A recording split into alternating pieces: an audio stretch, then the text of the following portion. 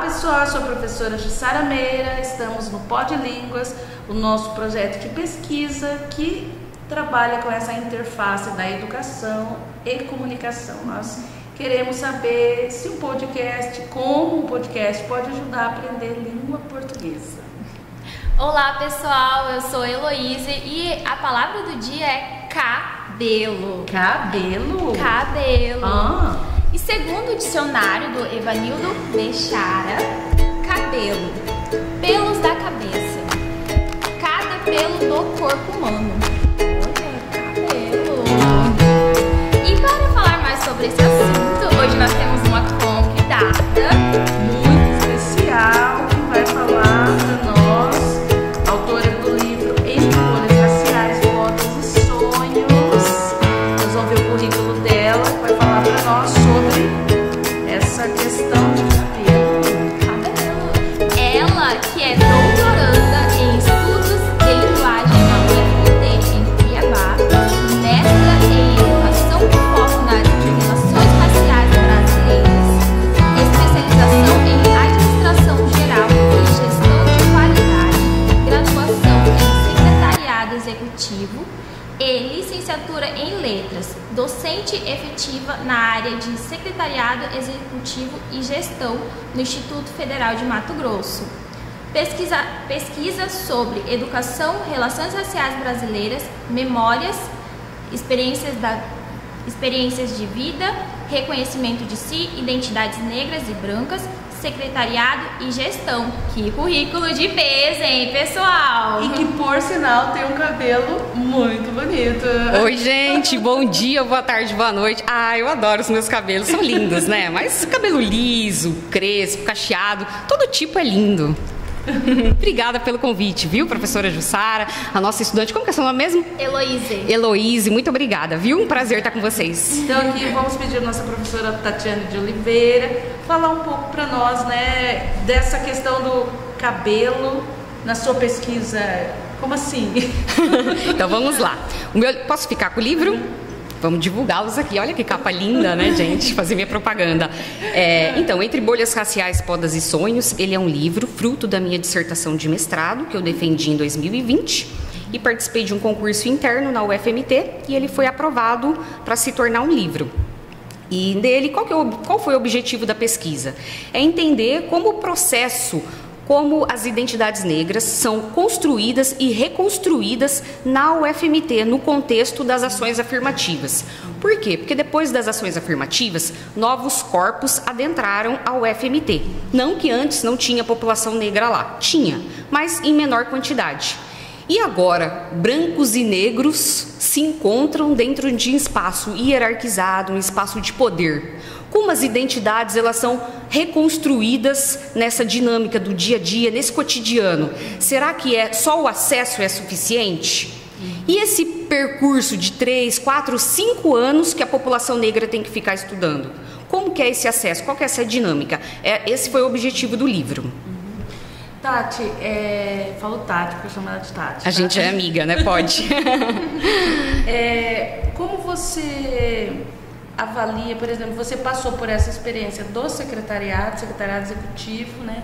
E fez uma pesquisa justamente nessa questão cabelo, porque nesse universo também, né, da secretária também, nós vemos ao longo da história algumas questões assim, um pouco, tanto quanto podemos, por exemplo, você tem um cabelo crespo, você tem que prender seu cabelo porque você é uma secretária, né? E hoje a gente vê no campus uma liberdade muito maior, no espaço profissional, uma aceitação, né? Como que você observou essa transição? Porque você esteve nesse processo. Sim. Eu sempre trabalhei, antes de ser professora de secretariado executivo aqui no IFMT, eu sempre trabalhei como secretária executiva, né? Em pequenas empresas, grandes empresas, multinacional. E realmente, em vários processos seletivos, eu já senti essa diferença. Eu realmente sempre prendia meu cabelo, só que na época, como eu não estudava as relações raciais brasileiras, eu não entendia que aquilo era racismo. Eu achava que era um preconceito, enfim, mas eu não tinha essa dimensão dessa opressão racial. E o que mais, assim, você perguntou, essa transição do secretariado, aí vai falar da dinâmica das relações raciais no mestrado, né?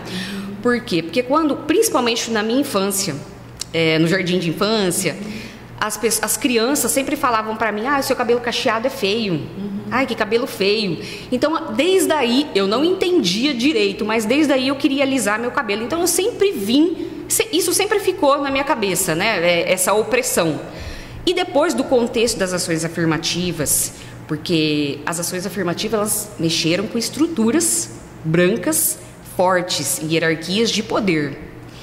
E essa dinâmica modificou o contexto racial brasileiro, onde novas identidades estão disputando o mesmo espaço. O mesmo acontece na universidade, acontece no IFMT, acontece no secretariado executivo, essa dinâmica das relações raciais. E isso me despertou muito. Você consegue olhar, um exemplo agora, eu já fiz uma pesquisa, como secretárias executivas, tem até um artigo publicado em uma revista, como que a secretária executiva, o secretário executivo, ele consegue lidar com essa dinâmica racial no dia a dia. Então, assim, do mestrado, ele desperta outras dimensões para você analisar o racismo brasileiro. E o principal que a pesquisa identificou é o processo, a marca racial do cabelo. Porque, assim, são as marcas raciais, né? O preconceito racial de marca de Horaci Nogueira. A cor da pele a gente não tem como esconder. O cabelo também não, apesar de que o cabelo você pode alisar, você pode colorir, você pode prender, você ainda pode negociar essa identidade quando você precisa. A cor da pele, não. Então, assim, são as marcas raciais que mais se sobrepujam, que não tem como esconder. E são esses marcadores que a pesquisa revelou que são os principais, principalmente, né, o cabelo. As estudantes falando, tem uma estudante de psicologia que ela fala que quando vai para o hospital fazer estágio de psicologia, né, ela tem que prender o cabelo para evitar muitos olhares preconceituosos. Então, para evitar desgastes, ela tem que prender o cabelo. Então, quer dizer, nesse momento, ela tem que negociar a identidade dela. Ela não pode ser quem realmente ela é. Eu gostaria de estar com o cabelo solto, mas eu vou prender para evitar esse desgaste emocional. Então, assim, a que ponto é só dar acesso? Mas como esse acesso, como que o processo de estudo, essa escolarização acontece na UFMT e em qualquer outra escola, né? Seja no jardim de infância, no ensino médio, enfim, todas as escolas. Desde o jardim de infância, né, você vê a criança quando nasce, vai crescendo, essa tem um cabelo bom, essa tem um cabelo ruim, quer dizer, não há cabelo bom, cabelo ruim, há cabelo liso, cabelo crespo, né, cabelo cacheado, são características, mas justamente esses termos, né, de uma predominância racista, infelizmente, na sociedade. E aí, justamente, a educação, ela vem já para trabalhar desde a alfabetização. A palavra, que nós estamos aqui, a gente gosta de trabalhar com palavras, dicionários. Então, assim, desde a palavra que a gente usa, a etimologia, né? Você já trabalhar, assim, na própria formação do vocabulário, né? Então, dentro da sala de aula, eu me lembro uma fala, uma vez, uma entrevista da Daiane dos Santos, né, a ginasta, e ela falou uma coisa assim que eu achei muito, muito rica, né, da formação dela, que ela é do Rio Grande do Sul, quer dizer, uma população em sua maioria de pessoas brancas, né, e ela, uma menina negra. Então a mãe dela dizia assim que a mãe dela todo dia esperava ela vir da escola, e a mãe dela falava assim: minha filha, você não é melhor e você não é pior que ninguém, você é diferente. Então, ela cresceu nessa diferença. Eu acredito, né, isso daqui é uma opinião minha, não sou psicóloga, mas eu acredito que isso fez a diferença na autoestima dela, né, nessa consciência da diferença, não da inferioridade. Por quê? Com certeza, quando ela foi para grandes campeonatos, né, fora, que ela se deparou com aquelas meninas europeias, ela sabia o valor, a diferença. Então, com certeza isso, né, interferiu ali na formação dela, porque o grande problema do racismo, eu acredito, é que quando não é só você sofrer a violência, mas de que forma você reage a essa violência. Então, por exemplo, se eu sofro uma violência de gênero, de raça, e essa violência faz com que eu, né, eu sou menor, e isso me adoeça, que é o que na maioria das vezes acontece, a pessoa se diminui, ela adoece. Então, o abusivo, ele conseguiu, né, esse objetivo que ele queria. Agora, quando você reage, não, isso é crime, que é o que nós temos visto hoje, né, as pessoas estão reagindo, isso é crime. Então, a gente viu, né, agora nos noticiários, tem um influenciador digital que sofreu no prédio onde morava, né, racismo, acusações, e ele reagiu, foi lá, filmou, foi né? Mas assim, o que acontece? São pessoas que já têm ele já tem uma autoestima, ele sabe o lugar dele, ele luta. Mas quantas pessoas, infelizmente, ainda na sociedade, elas vivem oprimidas, né? Então, por exemplo, a questão do cabelo. O cabelo é muito sério, porque ele envolve uma série de fatores. Por exemplo, assim, eu não aceito o meu cabelo porque eu quero ser aceito na sociedade, e a sociedade não me aceita, né? Então, muitas vezes a pessoa se priva. Eu não tenho dinheiro para comprar creme, eu não tenho dinheiro para alisar o cabelo, eu não vou sair, eu não vou buscar trabalho, né? E essa questão da formação que a escola traz, né, de propostas como o seu trabalho, que é uma proposta de falar sobre isso, né, de pesquisar, de trazer dados, né, sobre isso, ela é libertadora. É uma experiência libertadora. Sim, inclusive você falou de adoecer, né? Tem uma estudante que ela falou que quase adoeceu mesmo durante o curso, um curso de 5 anos, por essa opressão racial. Ela só não adoeceu porque ela encontrou o coletivo negro na universidade. Então, assim, olha a importância dos eventos, dos coletivos na universidade.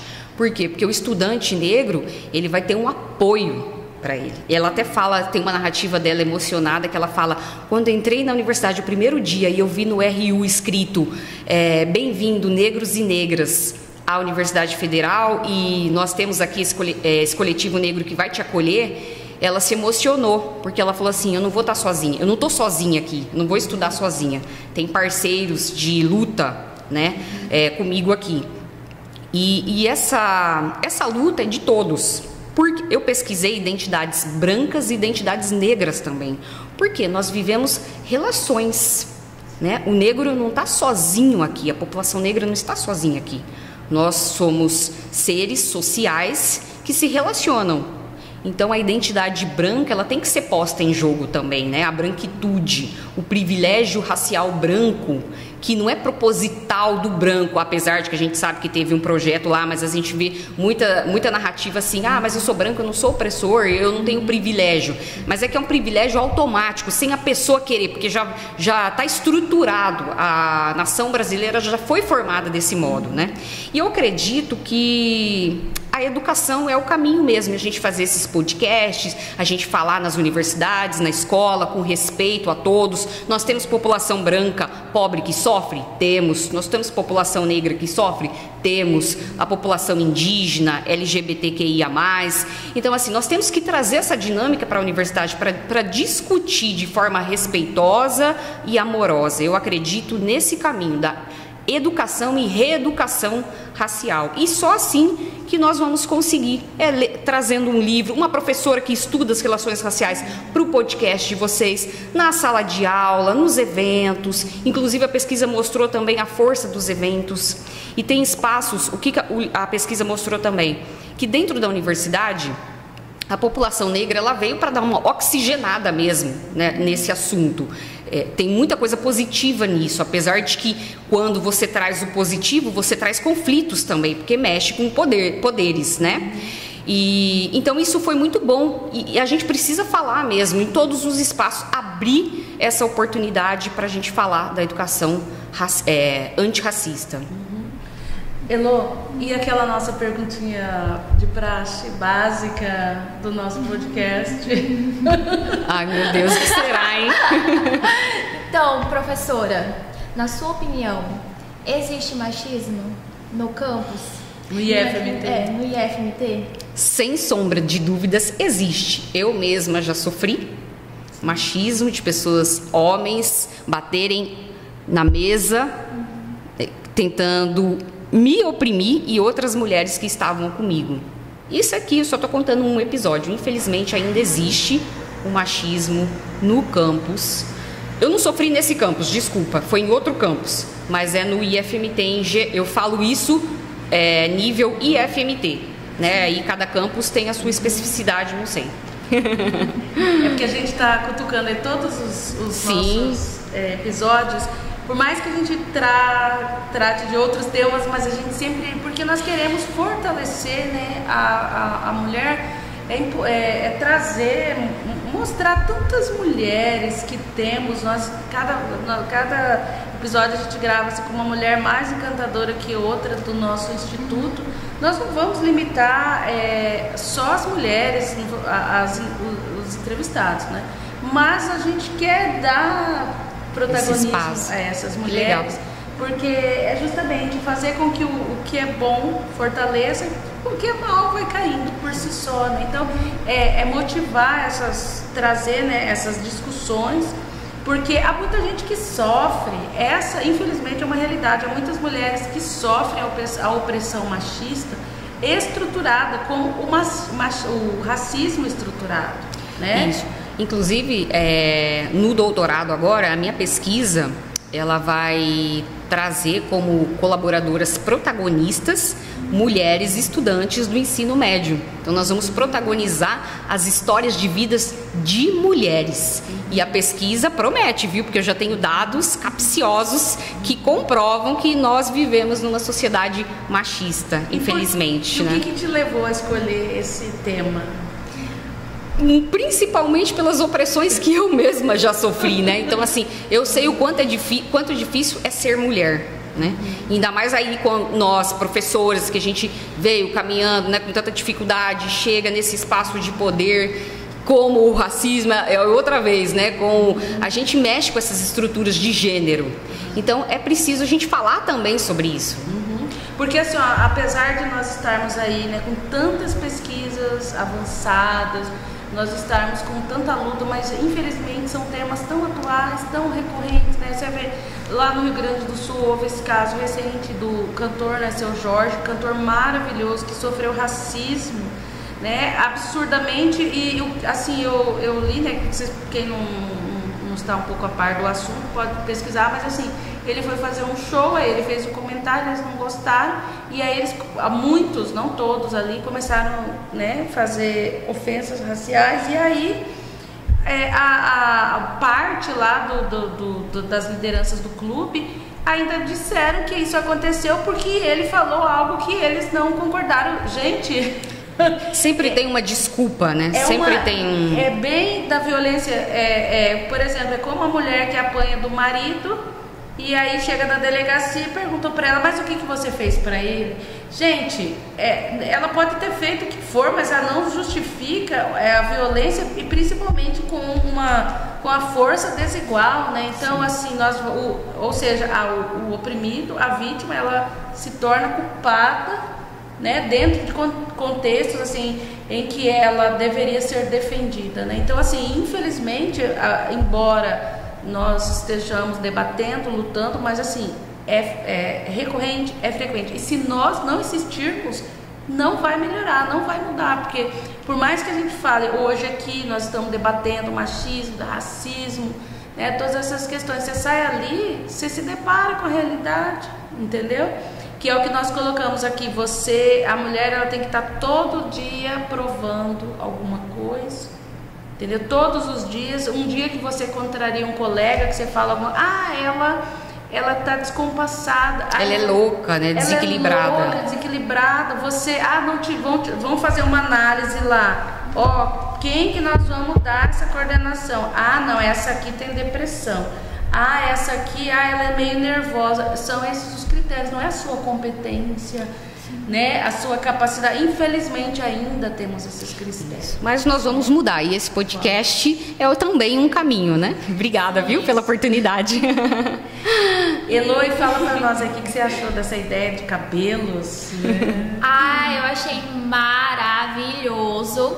E para que a gente mude esse cenário, né, eu acredito que nós, como independente seja mulheres, homens, todos nós podemos tomar a ação a partir da gente, nos valorizarmos, E aquela pessoa que tá pra baixo, a gente fala, não, mulher, se olha no espelho, você é linda, maravilhosa, se valorize. Então, assim, a gente pode começar nós mesmos dar o primeiro passo de nos valorizarmos e incentivar o outro, porque as palavras convencem, mas o exemplo arrasta. Então comece você, mudando a sua visão, ou você se valorizando. Eu mesma, eu era, infelizmente, na minha infância, por questão de comentário de colegas, eu tinha vergonha do meu cabelo, mas a minha mãe maravilhosa, mãe, eu tenho certeza que você tá assistindo, mãe, Silvana. Um abraço. Oi, Silvana. Parabéns. Eu vou aí tomar um café. Mãe, muito obrigada pelo apoio. Eu agradeço muito aos meus pais, meu pai também. Meu pai, ele falava assim, minha filha, só quando você tiver 18 anos você vai poder mexer no seu cabelo. E aí eu completei 18 anos e eu desisti dessa ideia, graças a Deus. Então, assim... Olha que lindo. É lindo, ela é linda por completo, né, gente? Olha que mulher. Ela só acordou e lavou o cabelo. Pior, gente, só acordei e lavei o cabelo. Mesmo. Mas assim, então, muito obrigada pelo apoio de vocês, família. E eu falo também pra família que apoie suas crianças, apoie